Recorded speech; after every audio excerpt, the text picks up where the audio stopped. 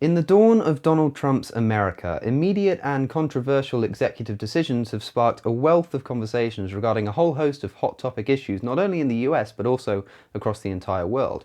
The recent so-called Muslim ban is a prime example, and whether or not you believe that the Muslim ban was justified or whether it had anything to do with race at all, what you can't deny is that it has once again reignited, as if it needed reigniting, the discussion and debate about the prevalence of racial prejudice within our governments and amongst the people over whom they preside.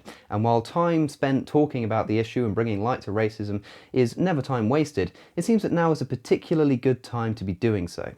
Enter Answers in Genesis, a fundamentalist Christian apologetics organisation with its very own disreputable president, Mr. Ken Ham. Amid the myriad of tweets which have dominated my Twitter timeline since Donald Trump's inauguration, I happened to stumble across one from Ken's account linking to an article on the Answers in Genesis website which was titled "Prejudice Can Stop."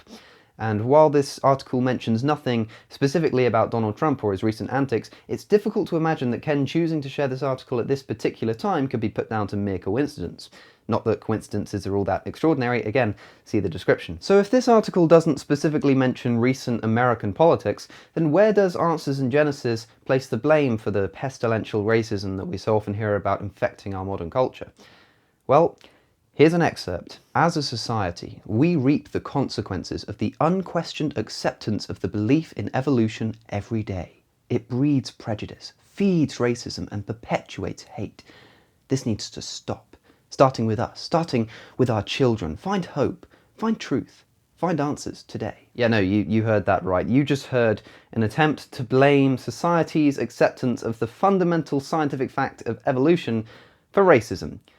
And you thought Trump's reasoning was dodgy. But okay, let's at least give the article a chance. Let's take a look at the example that they give to substantiate their claim. One of the most fascinating stories about the effects of evolutionary beliefs on human relations is the story of Otto Benga, a short African man from a group of people described as pygmies, who was put on display in a zoo as an example of an evolutionarily inferior race. The incident clearly reveals the racism of evolutionary ideology and the extent to which the evolutionary ideas have gripped the hearts and minds of most scientists. Right.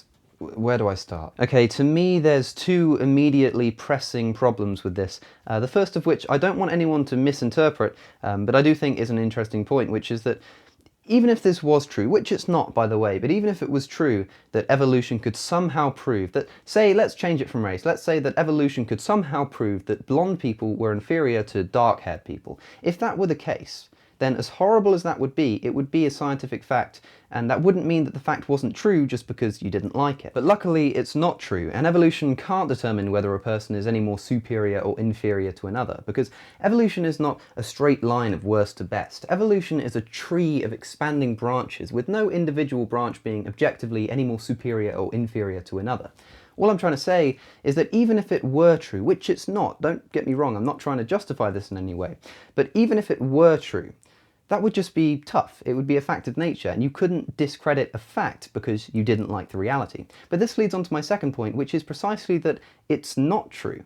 Okay, by arguing that evolution can be used to justify racism and prejudice, you're playing a dangerous game, because let's not forget that evolution is widely regarded as scientific fact by many people across the world, and so by telling them that it can be used to justify racism, that's a dangerous move, Ken. Allow me to illustrate my point by going back to my earlier example of somebody trying to claim that blonde people were evolutionarily inferior to dark-haired people. Okay, imagine that I tried to enslave a blonde person, or a group of blonde people. I tried to put them in a cage and put them on display in a zoo.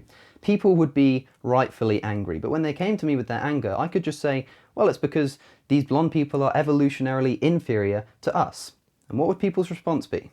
They'd probably say, well, A, that's not true at all, and B, even if it was true, it would be no justification for keeping these people in cages. Okay, the problem doesn't lie with evolution, the problem would lie with my misunderstanding of evolution and my misunderstanding of the implications of its reality. To blame evolution for Otto Benga's situation is to blame evolution for my enslavement of blonde people. It just doesn't make any sense. But look, you know, this could almost be a respectable article. If Answers in Genesis were just trying to use creationist arguments to combat racism, I would, although not agreeing with some of the premises of its arguments, I definitely agree with the cause. But that's not what they're trying to do here. What they're trying to do is they're trying to discredit evolution using racism. And given how emotionally attached people are at the moment to racism, and how important it is to many people across America and across the world, it just goes to show how disreputable, distasteful, and disgracefully disingenuous Answers in Genesis as an organisation is. Let's look at the conclusion. There simply is no reason for anyone to assume that they are more valuable than the next person. We're all created in God's image. Isn't it time that we realise that we're all the same? The Bible teaches us, from one man he made every nation of men, that they should inhabit the whole earth, and he determined the time set for them and the exact places where they should live. What a great conclusion. We are all the same, and this idea of human ownership is horrific, and we're so lucky that we live in a time when people like Otto Benga don't exist, when people aren't put in cages in America because of their race.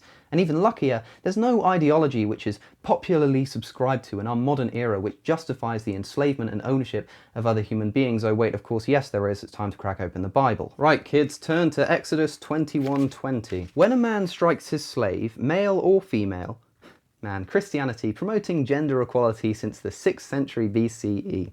With a rod, and the slave dies under his hand, he shall be avenged. But if the slave survives a day or two, he is not to be avenged, for the slave is his money. Now you talk about evolution, but I'm pretty sure that that is justification for the ownership of human beings if I ever heard it. Okay, chapter 21, verse 2, I believe. When you buy a Hebrew slave, he shall serve for 6 years, and in the 7th he shall go out free for nothing. If he comes in single, he shall go out single. If he comes in married, then his wife shall go out with him. If his master gives him a wife, and she bears him sons or daughters, the wife and her children shall be her master's, and he shall go out alone. What this is saying is that if a slave has a child, then that child is born into slavery and will forever be a slave to their master. Now, of course, male slaves get released after 6 years, but not the women. God, no, not the women. But if the man decides that he actually quite loves his wife and children and wants to continue seeing them, then he must submit to the will of his master forever. Okay, but this is the kind of horrendous stuff that we've come to expect from the Old Testament. There's nothing in the New Testament condoning the enslavement of human beings, is there? Ephesians chapter 6, verse 5. Bondservants, a footnote, or slaves, obey your earthly masters with fear and trembling, with a sincere heart, as you would Christ. Look, here is a book which you, on your website, Answers in Genesis, claim is the fundamental basis of everything you do, the foundation of your organisation, which blatantly defends the very thing that you're claiming to be acting against. This is overt hypocrisy. And look, if you're going to claim, if you're going to have the temerity to suggest that evolution, a scientific fact, is to blame for racism, a sociological phenomena, then at least don't wrap it up in all this anti-prejudice nonsense. That's not what you're trying to do. And in fact, all you are doing is insulting the people who are actually out there actively campaigning for racial equality for genuinely respectable reasons. And it's disgusting. But anyway, there is plenty more where that came from, so if you'd like to check out the Answers in Genesis website for yourself, I'll leave a link to the original article in the description down below, along with a link to my video going through Ken Ham's Twitter and offering some of my commentary. So if that's something you'd be interested in, be sure to go and check it out. But also, just let me know in the comments, is this just me? Is it just me who thinks that this is one of the most ridiculous things that Answers in Genesis have ever put out? And that is a bold claim.